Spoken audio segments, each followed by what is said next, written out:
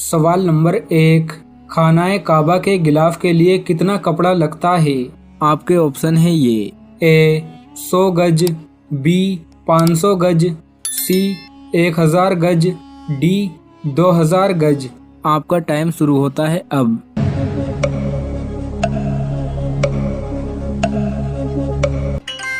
सही जवाब है सी, खानाए काबा के गिलाफ के लिए 1000 गज कपड़ा लगता है। सवाल नंबर 2, जंगे बदर किस दिन हुई थी? आपके ऑप्शन है ये। ए इतवार, बी पीर, सी जुमेरात, डी जुमा। आपका टाइम शुरू होता है अब।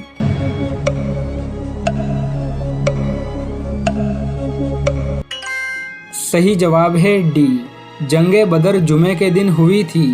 सवाल नंबर 3, किस बीमारी से मरने वाले इंसान को शहीद कहा जाता है? आपके ऑप्शन है ये। ए कोरोना, बी कैंसर, सी टीबी, डी ताउन। आपका टाइम शुरू होता है अब।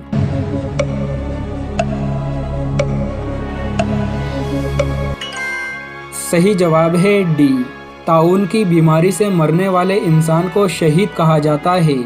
जंगे मोता में हजरत जाफर रजी अल्लाह ताला अन्हु को कितने जख्म आए थे? आपके ऑप्शन है ये। ए 10, बी 20, सी 40, डी 90। आपका टाइम शुरू होता है अब।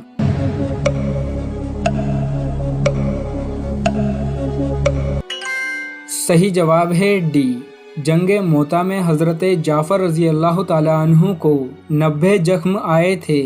सवाल नंबर 5, हुजूर करीम सल्लल्लाहु ताला अलैहि वसल्लम मैदान महशर में किस चीज़ पर सवार होकर आएंगे? आपके ऑप्शन है ये।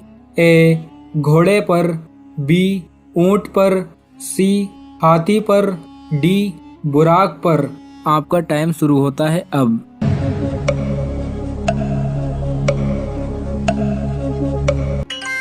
सही जवाब है डी, हुजूर करीम सल्लल्लाहु ताला अलैहि वसल्लम मैदान महशर में बुराक पर सवार होकर आएंगे। बुराक वो सवारी है जिस सवारी पर सवार होकर आप सल्लल्लाहु ताला अलैहि वसल्लम मेराज शरीफ के सफ़र पर गए थे।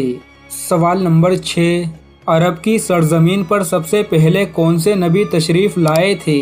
आपके ऑप्शन है ये।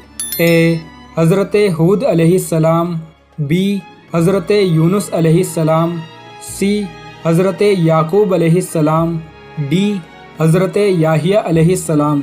आपका टाइम शुरू होता है अब।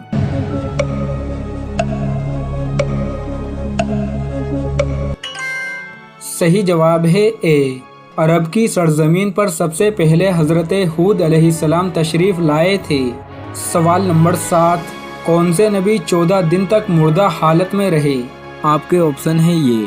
ए हज़रत हूद अलैहिस्सलाम, बी हज़रत यूनुस अलैहिस्सलाम, सी हज़रत याकूब अलैहिस्सलाम, डी हज़रत याहिया अलैहिस्सलाम। आपका टाइम शुरू होता है अब।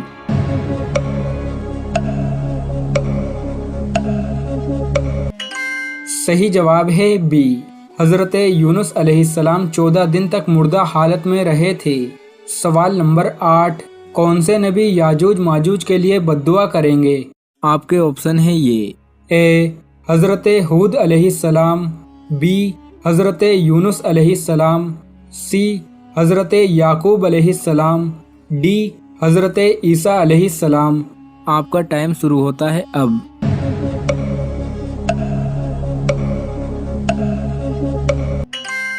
सही जवाब है डी, हज़रत ईसा अलैहिस्सलाम याजूज माजूज की कौम के लिए बद्दुआ करेंगे। सवाल नंबर 9, हज़रत मूसा अलैहिस्सलाम कितने सालों तक फ़िरौन के घर में रहे थे? आपके ऑप्शन है ये। ए 7 साल, बी 15 साल, सी 26 साल, डी 30 साल। आपका टाइम शुरू होता है अब।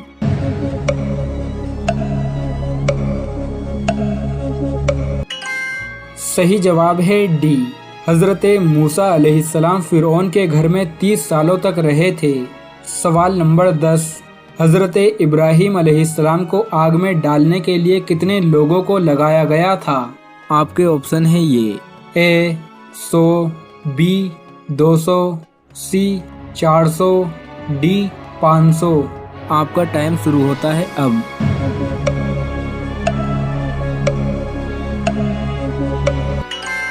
सही जवाब है सी। हज़रत इब्राहीम अलैहिस्सलाम को आग में डालने के लिए 400 लोगों को लगाया गया था। सवाल नंबर 11, हज़रत सालेह अलैहिस्सलाम की ऊँटनी को किस दिन कत्ल किया गया था? आपके ऑप्शन है ये। ए इतवार, बी मंगल, सी बुध, डी जुमेरात। आपका टाइम शुरू होता है अब।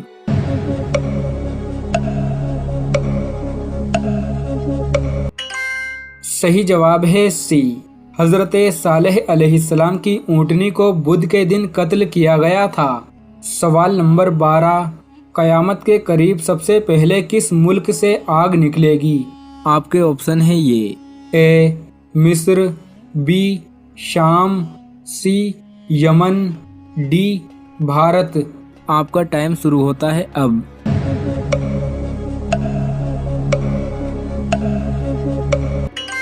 सही जवाब है सी। क़यामत के करीब सबसे पहले यमन से आग निकलेगी।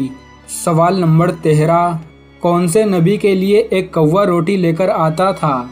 आपके ऑप्शन है ये।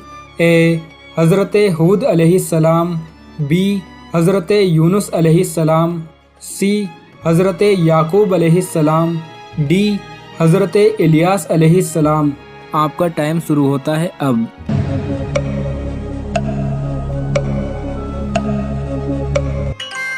सही जवाब है डी। हज़रत इलियास अलैहिस्सलाम के लिए एक कौवा रोटी लेकर आता था। सवाल नंबर 14, अहले जन्नत हुजूर करीम सल्लल्लाहु ताला अलैहि वसल्लम को किस लक़ब से पुकारेंगे? आपके ऑप्शन है ये। ए अहमद, बी मुहम्मद, सी हामिद, डी अब्दुल करीम। आपका टाइम शुरू होता है अब।